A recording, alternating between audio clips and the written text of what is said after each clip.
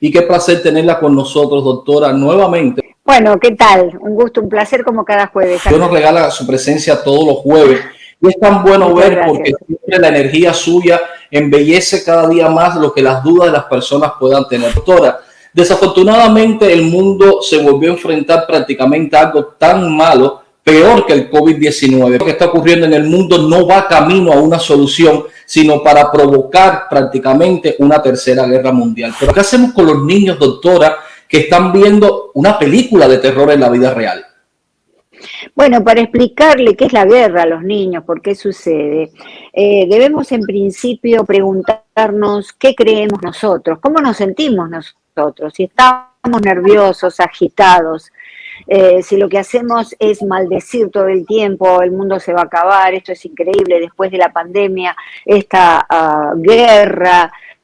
Si tenemos esa visión catastrófica y estamos irritables, nuestros niños nos van a imitar, se van a sentir irritables, nerviosos. Entonces, ahí es donde tenemos que hacer un mea culpa y revisitar cómo nos sentimos nosotros, para poder explicar con calma a nuestros niños, pero sobre todo para poder darles un ejemplo de calma.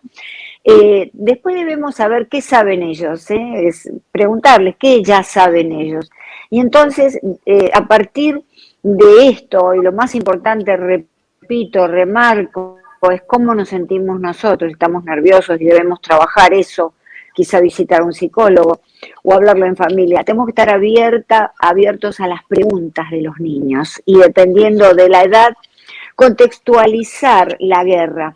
Por ejemplo, un chiquito de 5 o 6 años no conoce de distancias, y entonces puede creer que eso que ve en la televisión, esa guerra, va a venir a la puerta de la casa, porque no sabe las distancias geográficas, no las puede todavía procesar.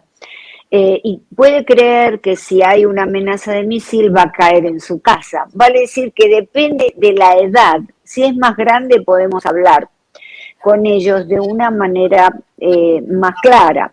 Lo que no debemos hacer es ignorar el tema. Limitar las horas de la televisión, por favor. Nos favorece una visión de persecución catastrófica. Está bien visitar las noticias a la mañana, quizá desde el celular, CNN, el New York Times o el medio que tengan, y luego a la noche. Pero durante el día, cuando vienen del colegio, tiene que ser un ambiente libre de televisión. ¿Por qué? Porque muchos chicos ya trabajan con computadoras sus tareas escolares y entonces ya se comunican con los amigos por el celular y ya saben, entonces no tenemos que ponerle sobreinformación. Pregúntate también la mamá, al papá que va a hablar, ¿cómo está mi salud mental? ¿No? ¿Cómo me encuentro yo? ¿Estoy transcurriendo un trastorno de personalidad, un trastorno de ansiedad? ¿Tengo depresión, ansiedad y estoy medicado? Entonces vamos a dejar mejor esa tarea de explicar el tema de la guerra a otra miembro de la familia. Entonces, también podemos, animarlos a ser empáticos y a ser solidarios, porque esa es una manera de sacar afuera toda la inquietud que puedan tener. Decirles, en principio, que todas las guerras terminan, es decir, y acá vemos que hubo un alto al fuego, entonces está terminando de alguna manera esta primera etapa, pero que si sigue en la casa están seguros, con nosotros están seguros. Entonces, ¿cómo podemos animarlos a que sean solidarios? Bueno, vamos a permitirles dibujar escenas que ellos consideren la paz. ¿Cuáles son esos dibujos? Porque además ponen afuera la ansiedad. Si quieren hacer eventos en la casa para recaudar leche, pañales, lo que fuere para enviar a través de las organizaciones pertinentes a Ucrania, eso también es muy importante.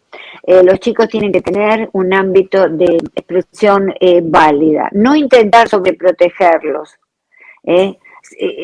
digamos, no se tienen que enterar de nada, o intentar darles demasiada información. Es decir, como siempre decimos, el término medio es muy importante en este caso, ¿verdad? Y luego hay libros, hay libros que ayudan muchísimo. Yo traje aquí el nombre de algunos libros. Está Yo soy Adila, que explica una niña, ¿verdad?, en torno a la situación de guerra, de 4 a 8 años. Este libro es muy bueno. Otro libro para niños de 4 a 8 años que explica la guerra es Los niños no quieren la guerra. Qué interesante esto, porque fíjese que ustedes, a través de explicar la guerra, explican el mal en el mundo. Y entonces pueden decir, bueno, hay personas que así como nosotros nos peleamos en casa, así como se pelean vecinos, también hay naciones que se pelean. Y en lugar de hacer el bien entre ellos, eligen el mal. Tú siempre tienes que elegir el bien. Otro de los libros es El diario de Ana Frank, ya si son más grandes. El viaje de Francesca Sana, atención, vamos a anotar. Y El cielo de Afganistán de Ana Eulate. Es decir, estos son la ayuda que podemos tener para enseñarle a nuestros chicos, contestar esas preguntas. La lectura, la literatura es muy buena. Por supuesto, no atemorizar, remarco esto con frases, Ahmed, como se viene el fin del mundo. Esto no hablemos si no tenemos información fehaciente. Exacto. Adelante de nuestros niños sobre todo. ¿Cómo hacerle entender al humano adulto que el momento es cada minuto, segundo, hora, cada vez que hay algo en la vida? Porque no nos imaginamos la guerra y ocurrió. ¿Cómo poderle hacer entender al padre la importancia que es hablar día a día con ese niño? Claro, bueno, ahora no puedo, cuando nuestros niños estamos abriendo la puerta y nos vamos, quiero hablar contigo, papá, mamá, ahora no, más tarde. Entender que más tarde puede ser tarde, porque puede haber pasado algo serio. Quizá estaba siendo acosado sexualmente o no por un compañero, algo estaba pasando. Segundo, hay que comprender que los hijos, los niños, el ser humano, cuando nace tiene hambre de comunicación. Entonces, si los padres no están a la mano, porque nunca tienen tiempo, va a empezar a hablar con gente extraña. Y hoy en día los extraños ya no son los vecinitos con los que se juega, los amiguitos de la escuela. Hoy en día son extraños, invisibles, que nosotros desconocemos a través de las redes sociales. Es muy peligroso. Hoy más que nunca debemos estar abiertos a contestar las preguntas que nuestros hijos tengan en el momento que los quieren. Estamos viendo un programa de televisión que nos gusta, un partido de béisbol, de lo que fuere. Paramos ese partido, lo hacemos sentar a nuestro lado y le decimos, ¿qué es lo que te pasa? Papá está acá para escucharte. La escucha activa cuando se tienen hijos. Cuando se tienen hijos en la casa, niños, adolescentes, no es lo mismo que cuando viven dos personas adultas juntas. No es lo mismo que cuando el matrimonio vive con los padres. Tener niños implica estar con las orejas muy allí como radares para preparar y enfrentar el momento en que nosotros podamos escucharlos. Doctora, todos estos sucesos que han ocurrido tristes en el mundo, a veces cuando un padre pierde un hijo, queda ese hermanito que entiende que el padre llora, pero a la vez maldice tal vez a un gobierno, tal vez una religión. ¿Cómo el padre en ese momento tiene que saber cómo actuar para no dejar que ese niño crezca con ese odio hacia algo que ocurrió que nadie podía predecirlo, ¿no? Bueno, va a depender también, porque la noción de muerte en los niños depende de la etapa evolutiva que tenga, evolutiva. Por ejemplo, entre el nacimiento y los 18 meses, en la etapa prelingüística, solamente hay temor a la separación y no hay un concepto de tiempo, de muerte, nada. Es decir, ahí no existe eso, pero tienen miedo de separarse de los padres. Tampoco tienen concepto de enfermedad. Ahora, entre los 18 meses y los 5 años se empieza a desarrollar eso, ¿verdad? Y entonces la muerte, no obstante, no es algo irreversible, es algo transitorio, porque están en la etapa del pensamiento mágico. Entonces se murió alguien que quisimos, un hermanito, en las circunstancias que fueren, en medio de una guerra, y entonces el pensamiento mágico en esta etapa preescolar los va a llevar a pensar, va a volver, en algún momento va a volver. Entonces ahí, digamos, ¿cómo lo enfrentamos? De manera diferente. A partir de los 5 años, ya la muerte es selectiva, solamente se mueren las personas mayores, ¿eh? Pero cuando ya llegamos a los 7 años, el concepto de la muerte ya se comprende porque tiene un pensamiento abstracto, es irreversible, es universal y es permanente, que es el mismo concepto que tenemos nosotros. Por eso va a depender en qué etapa se encuentra el niño, cómo le explicamos que este hermanito murió. Podemos en la primera etapa prelingüística de 0 a 18 años decir, bueno, está en el cielo, está en un mejor lugar, digamos, apelemos a nuestra religión, si tenemos una religión, esto nos puede ayudar. En la etapa preescolar, de alguna manera hacerles ver que va a estar siempre presente y va a sobrevivir en nuestro corazón, va a sobrevivir en nuestra memoria, las fotografías, porque ya no va a estar con nosotros. Por supuesto que va a ser mucho más en la etapa a partir de los 5 años, entre los 5 y los 7, en donde la muerte es selectiva, se da cuenta que no solamente los abuelitos se mueren, se muere el hermanito. Entonces ahí hay algo que despierta su conciencia. Y bueno, por supuesto es mucho más fácil hablar con un niño de 7 a 13 años, en general es mejor entre los 11 y los 13 años, es ideal porque ya comprenden todo y podemos hablar abiertamente. También depende, ojo, del grado de desarrollo cognitivo que tenga el niño. Hay niños que son más maduros que otros. Entonces, como padres tenemos que aprender a conocerlos. Doctora, en su experiencia, ¿cuáles son las áreas que se afectan a la hora de una catástrofe, hablemos de guerra, que los padres tengan esa alerta? ¿Cómo un padre puede darse cuenta de un área afectada de su hijo? Claro, bueno, primero los padres tenemos que poner en claro, muy en claro, que esto no es una guerra que va a estar pasando aquí. Lo que pasa es que el frente de batalla, la vanguardia, se movió de lejos a cerca por el tema de las redes sociales, por la globalización. Entonces nos parece que está acá la guerra, que ya el misil cae acá, y no es así. Hay que tener en cuenta que explicarles que está seguro en la casa. Ahora, los signos pueden ser irritabilidad, cambio en los patrones de sueño. Doctora, estos niños que ahora están llegando hacia otros países, pero muchos llegan sin sus padres, ¿cómo poder trabajar ahora un niño que no conoce a ese ser humano, pero que le está salvando la vida, pero está dejando a su padre o madre atrás? Bueno, esa persona que se hace cargo transitoriamente y de repente de ese niño tiene que tener una gran empatía, calidad humana, hacerle sentir el mismo calor y el abrazo de un padre, de una madre, asegurarle que con él va a estar bien y que muy pronto se va a reencontrar con el papá y con la mamá.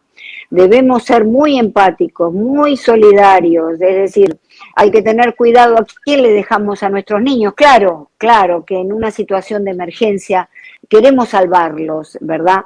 Ahora, es bien difícil hacerlo, no sé si mucha gente puede hacerlo, tendríamos que estar en una situación de guerra para saber a qué extremos llegamos, ¿verdad? Uno dice, no, yo no haría eso, pero no sabemos cómo podemos actuar.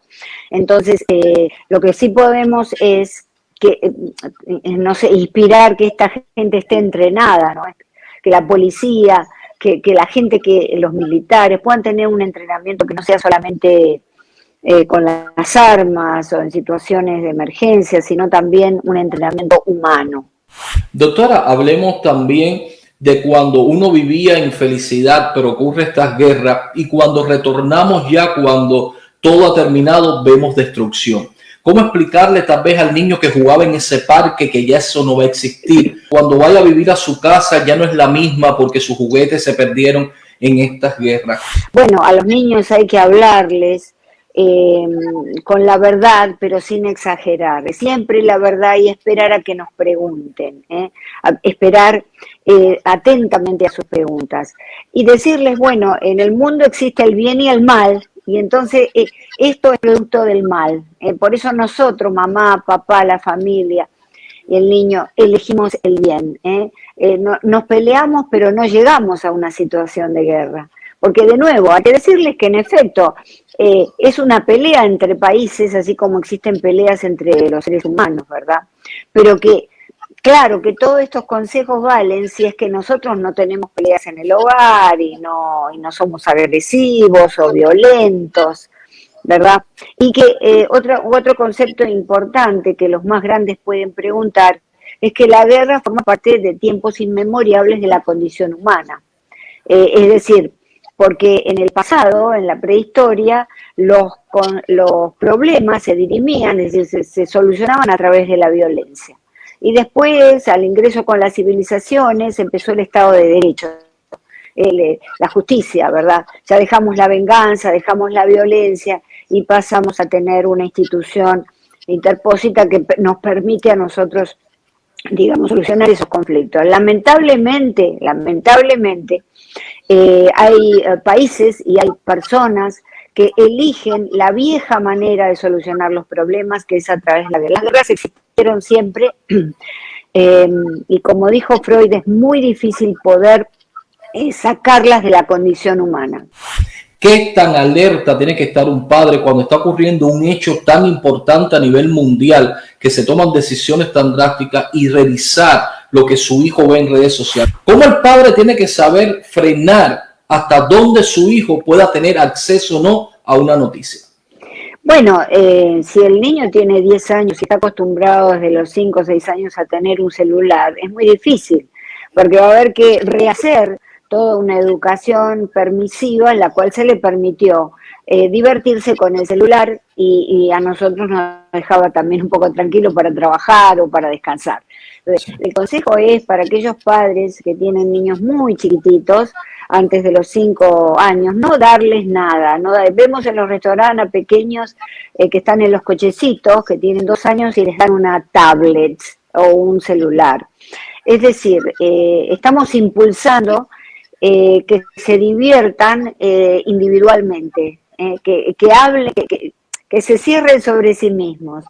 La comunicación en familia es lo que nos permite que ellos se abran al mundo, porque el primer mundo y la primera sociedad que conocen somos nosotros, la familia. Después saldrán a la sociedad. Es importante que no salgan a la sociedad como individuos individualistas. Doctora, si usted tuviera la oportunidad de hablar mundialmente a dos grupos, primer grupo de padres que están enfrentando desafortunadamente esta crisis de guerra, y al otro grupo los padres que no enfrentan esta crisis de guerra todavía, pero que tienen una guerra interna por lo que sucede. ¿Qué mensaje usted le da a estos dos grupos? Al grupo que tiene la catástrofe le diría, como dijo Borges, tenemos el deber de la esperanza. Es decir, la esperanza es que el conflicto va a terminar, vamos a trabajar por ellos, vamos a ser resilientes o vamos a ser resistentes, mejor dicho, a todo esto. Y unámonos en familia, si no tenemos la familia y los chicos los tuvimos que dejar con otras personas ajenas a nosotros para salvarlos, pues vamos a no nos quedemos solos, siempre hay vecinos, siempre hay alguien, aunque sea un extraño, vamos a reunirnos y hablar de esto y favorecer con nuestra energía una energía de paz. No sintamos odio, no sintamos venganza, porque esos son sentimientos humanos, o mejor dicho, emociones humanas, que garantizan la prosecución de la guerra. Ha habido pueblos que se han odiado por miles de años y han tenido guerras. Entonces, vamos a hacer una cultura del no odio y de la no venganza.